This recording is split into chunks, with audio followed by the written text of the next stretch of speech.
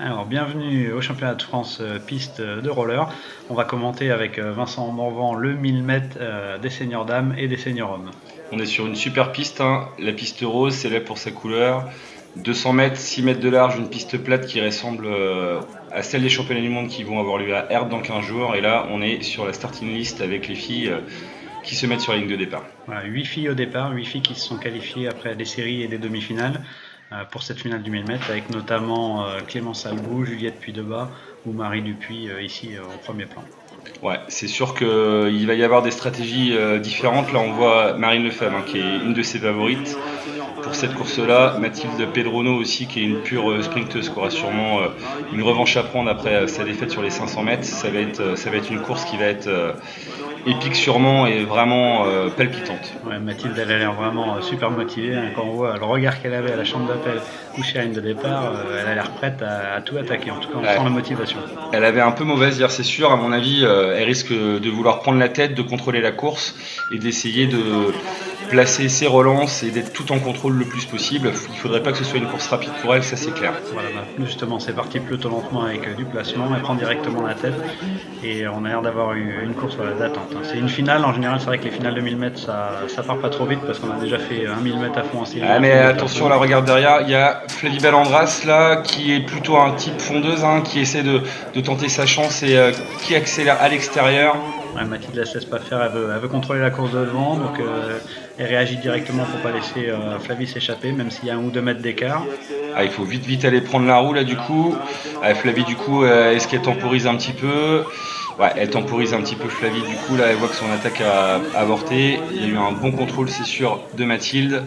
Et là ça reste bien en ligne. Honorine Barrault qui se replace un petit peu, là qui essaie de gagner des places à l'intérieur. Ouais, on a déjà fait 500 mètres et du coup il n'y a pas eu beaucoup de déplacements. Et là c'est Clémence Albou, là c'est Clémence Albou là qui lance avec Marine Lefebvre qui est hyper bien placée dans sa roue. Flavie qui réagit pas trop là, et c'est bien passé. Il y a Mathilde là qui essaie de se remettre, là qui essaie de repasser et qui va peut-être essayer de recoller. Sacha derrière avec Marie Dupuis et Flavie, un petit écart de Oh là, entre les deux premières. Ouais, ça va être il y a difficile de Mathilde revenir. Pedrono, elle a l'air d'être cannée là. À mon avis, ça va jouer entre les deux. Et là, c'est Marie Lefebvre là qui prend la tête à la cloche là. Ouais, elle met une grosse avance à mon avis. Là, ça va être gagné pour elle. Clémence, elle arrive pas à suivre. Juliette, elle revient même peut-être pour un sprint pour la deuxième, troisième place. C'est la victoire assurée. Hein. Ah, ça c'est clair. Super victoire là de Marine, très facile. Et pour la deuxième place, ça va être hyper serré. Oh là, j'ai photo finish. Je pense que ça sera la photo finish entre Clémence et Juliette pour cette deuxième et troisième place du 1000 mètres. Voilà, ça fait plaisir. On se serre la main entre les filles. Il y a une bonne ambiance, très bon esprit sur cette finale. Ça a bousculé un petit peu, mais bon, ça reste très propre quand même pour une finale de 1000 mètres. Hein. Ça c'est clair, mais ça c'est sûr qu'on voit que c'est vraiment une course qui est extrêmement tactique. Et là, ouais, on a le classement du coup. Donc c'est Juliette, hein, Juliette qui vient sûrement coiffer d'un rien Clémence qui était un peu cuite à la fin. C'est elle qui lance aussi hein, à 2 tours sur une demi. Marine est vraiment contente. C'est son deuxième titre du week-end. Elle avait déjà gagné l'élimination hier. Le 1000 mètres, c'est une course qui lui plaît. On voit la photo finish là, entre Juliette et Clémence. Ouais, il y a un bon patin quand même. Ouais, c'est clair. Donc c'est quand même une bonne marge, même sur ce genre de course, avec un joli lancer de patin en tout cas. On voit quelques images de la course. On voit que techniquement assez propre, hein, superposition, ça peut venir sur le côté. Des très belles images là, ralenti avec la concentration des filles. Ouais, là, sa bataille, c'est l'accélération de Clémence qui prend la tête. C'est stable, hein, on voit qu'elles sont bien posées dans le virage, il y a beaucoup de stabilité.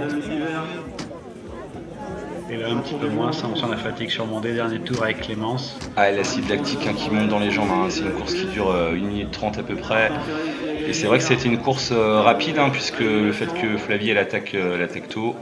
Ouais, les garçons sont sur la ligne de départ maintenant, avec notamment Gwendal Le Pivert, vraiment un des favoris de cette distance, et Ayrton de Souza, qui peut venir jouer les troubles faites sur cette course. Il faudra faire attention à Martin Ferrier, hein, qui a fait un très bon stage il y a 15 jours en équipe de France, où sur les 1000 mètres, il faisait douter Gwendal. J'ai eu l'occasion d'en parler avec Gwen. Hein.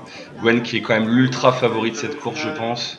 Qui a dominé les 500 mètres voilà, et qui s'entraîne sur cette piste-là. Hein. Ouais, il connaît la piste par cœur, hein, c'est un peu sa maison. Mais c'est vrai qu'il faut toujours se méfier de Valentin Thibault aussi, qui a été champion du monde junior et qui arrive chez les seniors, qui est un petit peu le même profil que Gwendal. Et Martin Ferrier, comme tu disais, qui est toujours un client, il a toujours du culot, de l'opportunité, il sait être opportuniste sur ce genre de course. Donc, Et là on voit Bastien Lhomme qui a voulu reprendre la tête à Timothy Lubino. Et on verra sûrement peut-être pas d'attaque de loin comme chez les filles. Maintenant c'est Elton de Souza qui prend la tête. Gwendal qui est placé 6-7ème. Nolan de la qui course fait à l'arrière pour l'intérieur. Gwendal, Dousselin qui se replace. Il a 2 sacs à dos derrière lui. Il avait Valentin qui était dans ses fesses là. Maintenant c'est Martin qui vient se mettre derrière en Gwendal. Et Gwendal là qui commence à remonter à l'extérieur. On est 500 mètres, Gwendal qui se replace. Il a l'air assez facile en replacement. En plus on le laisse rentrer parce que c'est plutôt une bonne roue à prendre. Donc c'est tout à son avantage. Il reste 2 tours à parcourir. Et Martin il le lâche pas. Martin il est vraiment là. Thibaut qui essaye de peut-être construire des derrière. Mais non, ça va aller trop vite pour lui je pense. Elton il contrôle bien la corde là pour le moment. Il fait une tactique corde-corde, on dira. Mais c'est peut-être le seul patineur qui arrive à vraiment garder cette corde aussi bien. Et là, c'est Gwendal qui produit l'effort. C'est le dernier tour. Il va s'envoler vers la victoire, l'avance qu'il a. Et Martin qui va essayer de passer deuxième. Là, ça chicane pas mal là, entre les deux. Entre Elton et Martin, ça sera limite de la faute, mais il reste debout. Et Gwendal qui gagne magistralement. Et pour la deuxième place, c'est Martin Ferré. Et la troisième place où c'est très très chaud. Finish aussi, sûrement entre Valentin et Elton, je suppose.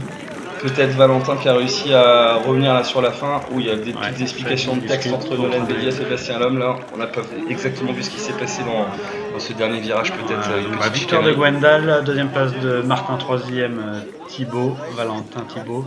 Donc on voit la photo finish. Il ne doit pas y avoir grand chose. Là il y a une roue et demie là. C'était tendu.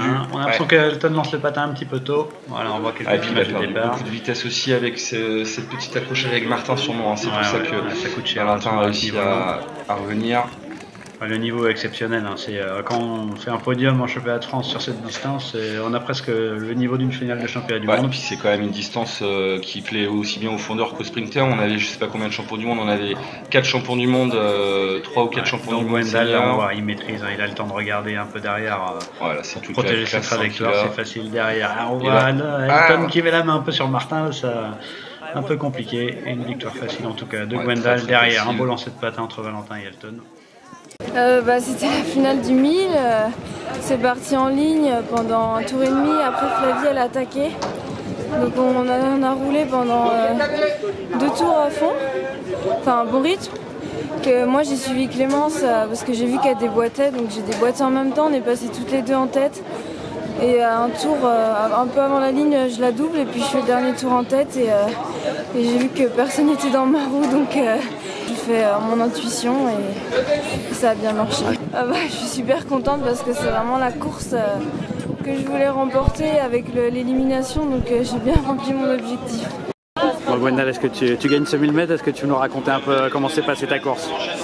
La course s'est passée, je voulais pas partir en tête, parce qu'en série j'avais fait 2 tours devant, bon c'est la série c'est complètement différent, mais j'ai senti que c'était dur de faire devant. Du coup je me suis repris et je me suis dit que j'allais le faire plus à l'arrière, plus en contrôle, et que sur les coups de 2 tours et demi, je reprendrais les avant-postes, pas les premiers postes. Je voulais doubler vraiment au dernier moment, au tour quoi. Et bon ça passe, ça double et nickel quoi. C'est un peu ta marque de fabrique de partir ou de vouloir doubler tout le monde au dernier tour, ça fait le spectacle. Mais... Ouais c'est ça exactement. Je me rappellerai toute ma vie de ma victoire il y a 2 ans au championnat d'Europe où je pars 6 ou 7 et que je saute Bart sur la ligne.